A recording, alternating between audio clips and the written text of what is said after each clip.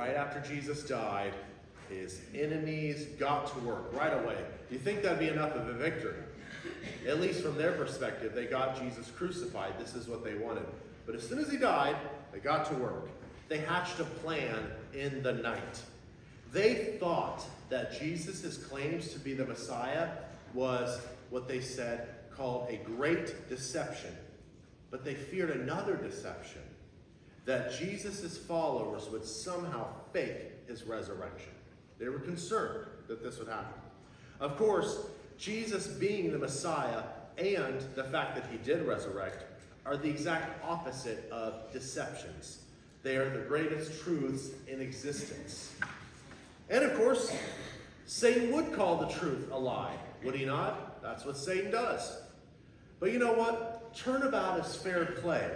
Since Satan and his people, by extension, people that were given over to him, they lie like him. If Satan and his people called this great truth a lie, these great truths, this morning we'll call out an actual lie from Satan, the real last deception. This morning we continue our series through Matthew's Gospel in chapter 27, verses 55 through 66. Let's begin with verse 55 and 56 in Matthew 27. Many women were there looking on from a distance, who had followed Jesus from Galilee while ministering to him. Among them was Mary Magdalene, and Mary the mother of James and Joseph, and the mother of the sons of Zebedee. Jesus chose 12 men to essentially represent a new Israel. If you remember, he talked about how he could raise up these stones to be sons of Israel, to become Israelites if he wanted. And he was most likely referencing his 12 followers, because those stones were the stones that were placed there by Joshua when the tribes crossed the Jordan.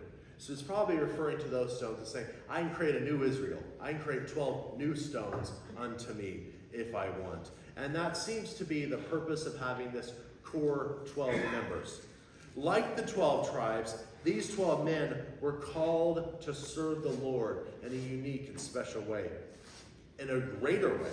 And besides the 12, many other men were called to serve Jesus, both as secret disciples and as public ones. Of course, we know the names of many of them, notably Nicodemus and, as we'll see, Joseph of Arimathea, of course. But now, when Jesus needed his followers the most, it was almost exclusively the women who were there for him. Mary and John were close to Jesus on the cross. Okay, thank you, John. I'm so glad that you were there. Otherwise, we'd have women just hanging this over the heads of men throughout all of church history, that it was only the women there. No, thankfully, at least John was there. But other than him, women are present. And these other women were about as close as they could safely get at the time. They were pretty close. They were at a distance watching. They would have gotten much closer. It's hard to say what the Roman soldiers would have done. They showed courage when others ran away and hid. Supposedly, some of the strongest disciples. Peter, most notably. Now, I'm not going to fall into this trap of pitting men and women against each other. This is very popular to do in the current age, and I just have no desire to do that, because men and women are meant to help each other in life and be partners, and it's very nice to have both working together. So this is just to say that each person, regardless of gender, has the opportunity to boldly serve Jesus in their lives. Maybe in different ways, but certainly, regardless of your gender, you are called to serve Jesus in mighty ways. Let's continue with verses 57 through 61. When it was evening, there came a rich man from Arimathea named Joseph, who himself had also become a disciple of Jesus. This man went to Pilate and asked for the body of Jesus. Then Pilate ordered it to be given him. And Joseph took the body and wrapped it in a clean linen cloth and laid it in his own new tomb, which he had hewn out in the rock. And he rolled a large stone against the entrance of the tomb and went away. And Mary Magdalene was there, and the other Mary sitting opposite the grave. Joseph of Arimathea was a member of the Sanhedrin, the ruling council of the Jews. And as we were discussing in Sunday school, we typically think of the ruling council as just all villains. But they weren't all villains. We know because when they met to plot against Jesus, they weren't all there. You know, it was sort of this core group that decided to do this. So it wasn't necessarily that all of the Sanhedrin was evil, and I don't think we should think of them that way. Nor were all Pharisees evil. This is sort of this other misconception. Remember, even after Paul is saved, he calls himself a Pharisee. It's just his political party. It means he takes the Old Testament very literally. So it's not necessarily a bad thing, and Joseph of Arimathea reminds us of that. But I'll tell you what else he was, other than just a member of the Sanhedrin. Something much more important. He was a disciple of Jesus. A secret disciple. He didn't really make it known, but a disciple nonetheless. He wasn't there at the cross, that's true. But he did still find a way to serve Jesus by taking the risk of getting Jesus' body and by having him placed in his own very expensive family tomb. So this is how these tombs would work, especially if you were rich. You would carve out holes in the sides of cliffs, and you would place bodies in there when they passed, and you would put some covering. It usually wasn't a boulder. That was an extreme case. Just so people wouldn't go in there, and you would wait a few months, and you would wait till all the flesh rotted off the bones. And then you would collect the bones and put them in a box called an ossuary that was typically, if you were wealthy, nice white marble. And I don't mean to diminish this, but this is the only way I can convey it. And then you would kind of place them next to others like storage containers in a family tomb. That's usually how it would work. And that's where he's placed Jesus. And he's given him this great honor because he bought this for himself. He's a wealthy man. He'd be the equivalent in this, if he was in our country today, of a billionaire. He has a very expensive property. He has one of the nicest tombs you've ever seen, and he places Jesus in it first. It's a nice new tomb. So he definitely wanted to honor Jesus. And I believe that was the extent of Joseph's intent. He simply wanted to honor Jesus. But when Joseph did this, he fulfilled a messianic prophecy, one we read about in Isaiah 53:9. You don't have to turn there, I'll just remind you. His grave was assigned with wicked men, yet he was with a rich man at his death, because he had done no violence, nor was there any deceit in his mouth. It was assigned with wicked men. So remember, he's crucified alongside wicked men. The idea would be if he didn't have any money, he would be thrown in some kind of potter's grave. Yet he was with the rich in his death. He's placed in a rich man's tomb, which is exactly what happened. And again, I don't think Joseph, despite knowing scripture, thought at that moment, you know what? I think Jesus is the Messiah. I have a chance to fulfill Isaiah 53:9. I'm going to have him placed in my tomb. Now, I don't think that's out of the question. He knew the Old Testament. Yet, I don't think that was in his mind. He simply loved Jesus. And because of that, he did fulfill that prophecy, and he has become part of the very tapestry of history, part of the very great picture God is sewing to show all of the universe. And the same is true for Mary Magdalene. She's part of the very fabric of history. And the other Mary. And you know what? You too can be part of that eternal tapestry of history. Because in eternity, those things that we do for Jesus now, which we might not think, well, this may have no future consequence. It's just because I love Jesus. I'm going to share the gospel. I'm going to behave as Jesus would to other people. I'm going to honor Jesus even when it's hard and the world hates me for it or mocks me for it. Now, you might think, I'm just doing this because I love Jesus, and that may be your only intent. But in eternity, that will be remembered forever. And the New Jerusalem with the Lord, these things are going to be what matters. All the other things that we consume our daily lives, not all bad, by the way, but politics, sports, stamp collecting. That's just an example. If you're a stamp collector, I'm not giving you a hard time. It's okay. Everyone likes to collect something. But the point is, these things, those things will be forgotten. But these little things we think are little are big things, because in eternity, that's what God is going to remember. So let this be an encouragement for you, because I don't think that Joseph or these Marys thought that they'd be talked about 2,000 years later. Right now, at this very moment, I have no doubt there's at least a few thousand other places in the world right now where these people are being talked about thousands of years later because they simply love Jesus. And that's a picture of what's going to happen in eternity. So you can be part of the great story of faith too. Just have to honor and love the Lord now. In eternity, all that will matter is how you honor Jesus with your life, with your time here. Verses 62 and 64, we read, "Now on the next day, the day after the preparation, the chief priests and the Pharisees gathered together with Pilate and said, 'Sir, we remember that when he was still alive, that deceiver said, "After 3 days I am to rise again." Therefore give orders for the grave to be made secure until the 3rd day.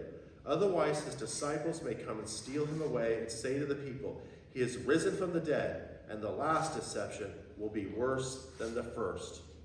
Soon after sunset, the chief priests and Pharisees got to work. That's what we get from the timing here, because it says now on the next day, the day after preparation. So we're talking relative to the Passover. So the next day, if you remember the lunar calendar, days start at sunset. So the idea is, as soon as it was dark, they got to work. Think of it that way. They were schemers in the night, and they wanted to ensure that this new movement of Jesus followers ended here and now.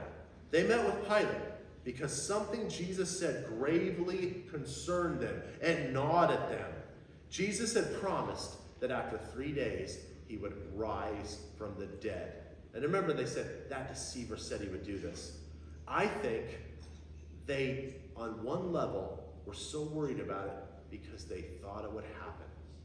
Not because they had faith in Jesus, but because they dreaded it. They feared that he actually was who he said he was.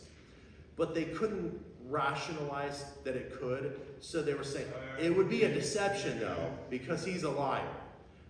Now, Jesus, of course, has never lied. He cannot lie. Yet they just assume he did lie, and he is a liar because he doesn't agree with them. Who has noticed this in our world today? If you don't agree with somebody, that person goes, you're the liar, just because you have a different position than them. So this is the ultimate example of that. The schemers thought that Jesus' claims to be the Messiah was the first deception. They hated that claim, and so they feared what they called the last deception, which would be a fraudulent resurrection of Jesus, a fake, if you will.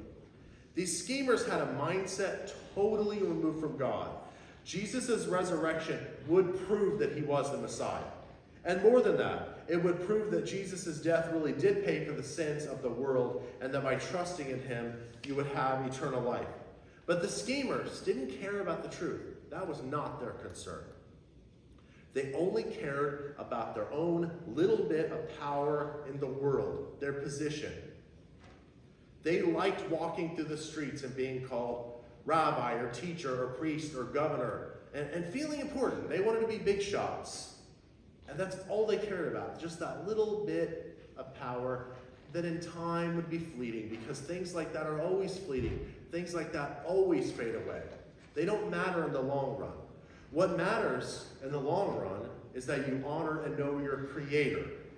These priests and Pharisees consider themselves godly men. But the Son of God is just like God the Father in every way.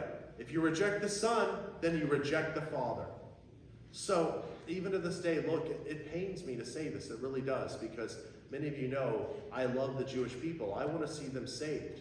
The Messiah, Jesus, came from the Jewish people, so I want to honor them and love them.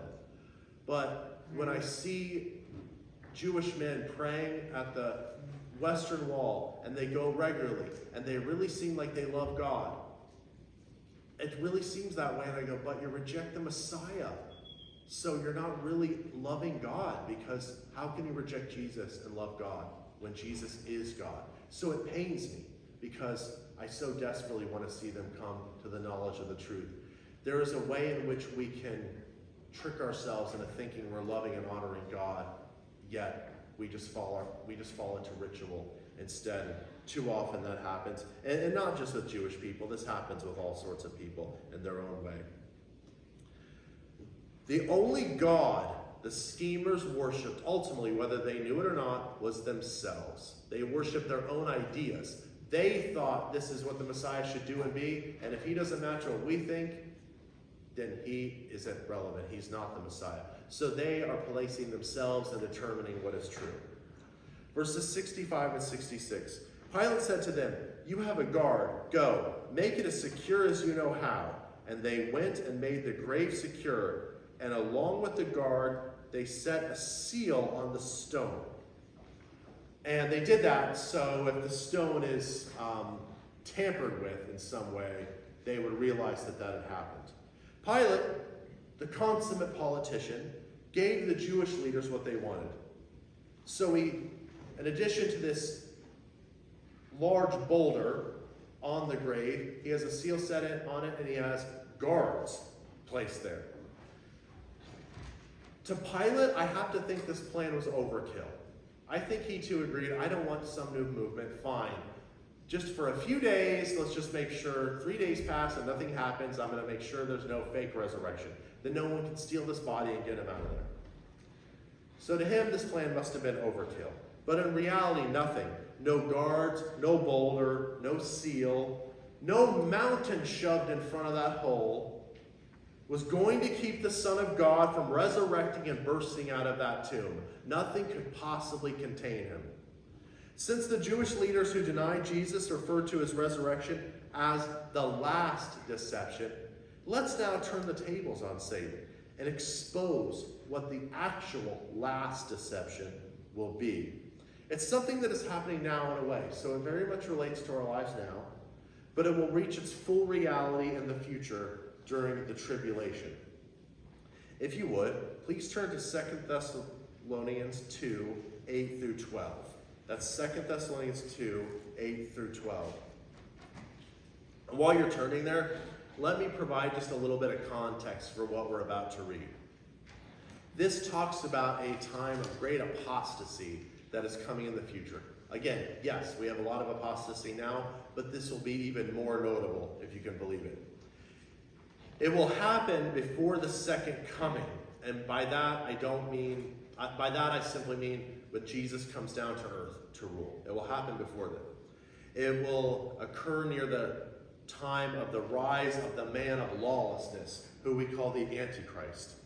And he will exalt himself in some sort of future temple in Jerusalem. And he will make himself out to be God. And Paul said that in talking about this, Paul said that the mystery of lawlessness in anticipation of the man of lawlessness was already at work in our time. So even though the man of lawlessness is yet to come, his power works even now. And this brings us to 2 Thessalonians 2, 8 through 12. Then that lawless one will be revealed, whom the Lord will slay with the breath of his mouth and bring an end to by the appearance of his coming.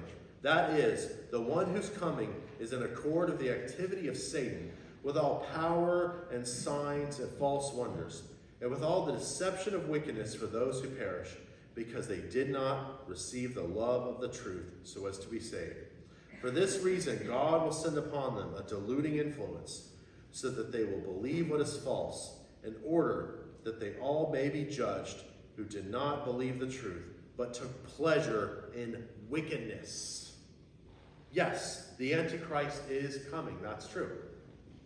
Powered by none other than Satan. And this means he has some very special connection to Satan. The Greek talks about how his very energy is of Satan. It's like he's plugged into Satan. We use that euphemistically, but it's almost as though like he's getting his power directly from him. And the deception that comes along with him will be greater than any that has ever been known in human history. A greater deception than we have ever known. The deception is that the Antichrist is God, and along with him, and along with that, is that Jesus is not God. That Jesus is not the Messiah, and of course that Jesus never resurrected.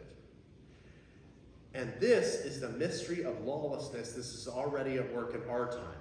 So to set the stage to convince the world to worship a false God, the sort of ultimate false God, the rejection of the true God, that's coming to set the stage for that. That action, that energy is at work now.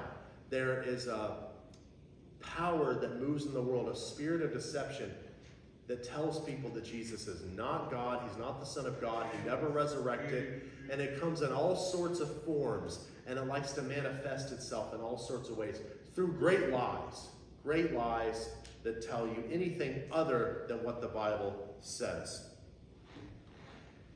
So in a way, that great deception is coming, but it is active right now. If you don't believe in the true God and his Son, Jesus Christ, you're open to believing in about anything, aren't you? I think so. I certainly think if you don't believe what is true, you are susceptible to believe just about anything else. Let me think of an example. Okay. We might think, you know what? I don't know, Pastor. How about macroevolution? And by that we mean that an amoeba, over enough time and random changes, could somehow, over time, become a horse. Could lead to a horse. So we would talk about this, and you might think, well, that's so ridiculous. Well, a lot of people believe it. A lot of people who have had a lot of formal education believe these things. But let's push it a little bit more, because I want to get even more ridiculous with you. So there's a movement in academia now, in biology no less, evolutionary biology, that is now teaching in universities panspermia. Does anyone know what that is? Don't be ashamed if you don't know. Okay, Cody, I like that. Okay, here's what it is. And I am not kidding, because it's going to sound like I made this up.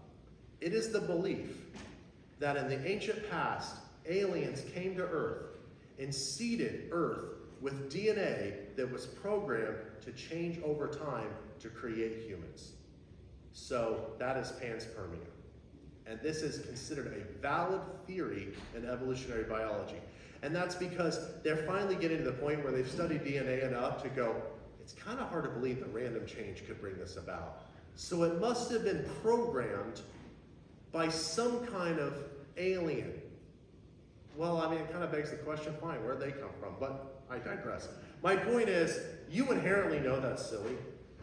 So, it takes a lot of education to make you think otherwise. So, but if you're not anchored in the truth, you're open to believing just about anything to make sense of your world. And panspermia is just one example. Now, the idea of believing anything other than Jesus will reach its peak in the future when most of the world will worship this false Christ. The majority of the world will worship the man of lawlessness at some point. Now, we see that there is a deluding influence, but we also read that this will come from the Lord himself. So there's a great deception coming, a deluding influence. It's a spirit of deception. But isn't that troubling? It comes from the Lord. Doesn't that kind of not seem to jive? Yet it really does. Because in other scriptures, we see that when people reject God over and over and over and over again, you know how he sometimes punishes you? He just says, I'm going to stop trying to convict you to stop sinning. I'm just going to say, just sin. Do what, just be you. We hear that a lot. Just be you. Well, that's what the Lord does as a punishment for people refusing to repent of their unbelief in him. And it's a terrible punishment, because when you're given unto your own sin, how are you ever going to break free from it? Because you like sinning. So you're just going to continue, and your own sin, without any conviction from the Lord to change, will ultimately, it's basically he's handing you over to your own behavior, which is certain destruction, because that will certainly lead to your own self-destruction and punishment forever afterwards, after you've left this life. When the Antichrist has run his course and deceived the world, the true God will appear, Jesus Christ, and it says he will slay the Antichrist with the breath of his mouth. What does this mean? Lots of ideas in the commentaries, but I have a little illustration. I wish I could have found one, but it's not the right time of year. All right, you know what dandelions look like when they have the seeds on them, right? They're kind of white. Pick up a dandelion like that. Anyone know what I'm talking about? Okay. And what do you like to do to those when you're a kid? Yes. Who likes to do that when you're an adult sometimes? Yes, excellent. And so I think it's more like the breath of his mouth. You just pick up the nail and go, and then that's it. The Antichrist is done. There are a lot of, we kind of tend to think of some great battle of Jesus and Antichrist. No, Jesus is God. The Antichrist is not. So there's no great battle. It's just, he's easily dealt with. He's allowed a little bit of time to deceive the world, but that's actually part of God's punishment on the world. So God is ultimately sovereign over all this. Lies only seem powerful when they are by themselves, when the truth isn't there to shine light on them. So when the Antichrist is given this time, he will seem like God. There will seem like there's no other option. Yet, when the true God comes, it will make it so obvious that the whole time he was a liar. And that's how we should look at things now. When you start to be in the world and there's so much darkness and there's so many lies being told over and over again, it can get depressing. But just remember, next to the truth, there are obviously lies. Lies become obvious. That's why lies have to do their best to stay away from the truth, to stay in the darkness so that they can continue to deceive. To conclude, what evil men said was the final deception was the actual truth. And what evil men believe to be the greatest truth is the greatest lie. That deception, that lawlessness will reach its pinnacle when the man of sin reveals himself and makes himself out to be God. But the last deception isn't just for the future. It's at work now. It's in the hearts of fallen men and women. And that deception takes many forms. It tells people that they can sin all they want and that there won't be any consequences. There won't be any hell. There won't be any judgment. Sometimes that deception tells you maybe there's a heaven you can get to regardless of your beliefs. I've met atheists who go, I don't really believe in God, but if there is a heaven, I'm sure I'll go there because I'm good. This kind of illogical thinking. That's deception for you. But there sure is a hell. But the great deception will say, look, here's what the great deception will say. There might be a heaven. It'll even say this to atheists. Maybe you will go to heaven, but don't worry. This is one thing you know for sure. There won't be any judgment of sin, and you definitely won't go to hell. The last deception tells people that there are multiple ways to salvation, that you can worship any God you want, especially the God of self. That's everyone's favorite God. The last deception is ultimately rooted in the denial that Jesus is the Son of God, that he died on the cross for the sins of the world and resurrected on the third day so that all who believe in him will too have eternal life. So, how do we fight a lie then?